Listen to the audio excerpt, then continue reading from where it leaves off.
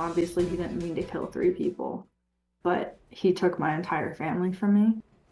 A long road to recovery, both physically and emotionally, for a teenager whose family was killed by another teen asleep at the wheel.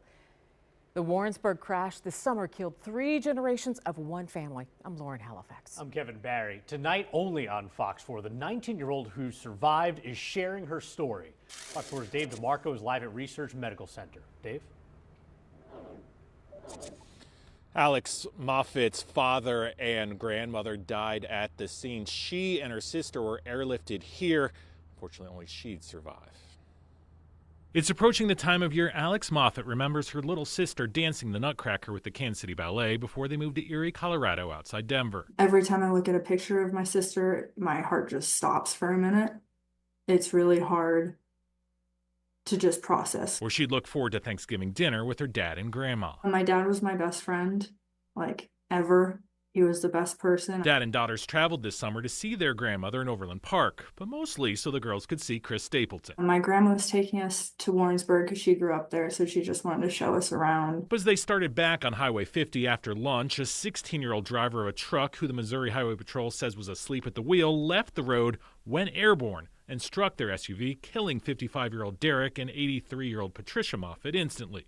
16-year-old Catherine died at the hospital after donating her organs. So it's been hard for sure, but it does help in a really weird way that she's able to live on through the people that she was able to save. The physical toll on the 19-year-old college student equally grueling.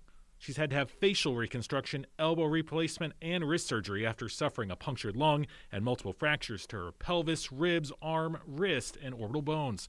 While she was still at research, one of her surgeons managed to connect with the country music star. We were supposed to just have a FaceTime with them, and they called and they were like, hey, we're in a really bad service. Like, we'll call you back in a few minutes. And then like a minute later, we got a knock on my door and they just came in. Stapleton sang her his song, The Traveler, which he wrote after his dad's death as he came back to Kansas City to see her on Father's Day. It's perhaps part of how the teen who's gone through the unimaginable has been able to put things in perspective. Still in physical therapy, she says she's thankful for everyone who cared for her and her sister, and is learning not to take a minute for granted. As for the other driver, part of me wants his life to be over, and then the other part of me wants him to just be able to go on and live a really good life and make something of it and make a difference in the world. And that crash remains under investigation. Now, Moffitt stayed home in Colorado during that rehabilitation, where she's also working part-time at Dairy Queen, but she does plan to return next semester to Montana State University, where she'll be a sophomore. And Kevin, in a couple weeks, she plans another trip where she finally hopes to be able to see Chris Stapleton in concert.